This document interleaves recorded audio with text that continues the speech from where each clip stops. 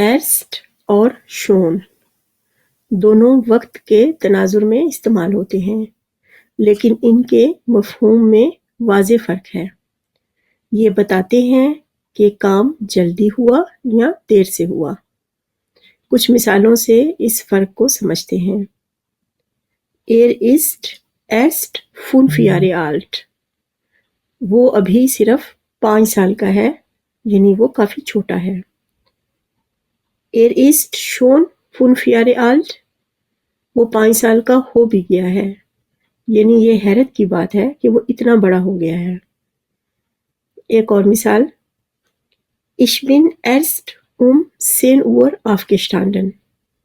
میں ابھی 10 بجے ہی جاگا ہوں، یعنی توقع سے دیر سے جاگا ہوں۔ اور شون کے ساتھ Ich bin schon 10 Uhr aufgestanden۔ میں 10 بجے ہی جاگ گیا تھا، یعنی توقع سے جلدی جاگا ہوں۔ hat erst 3 Seiten gelesen۔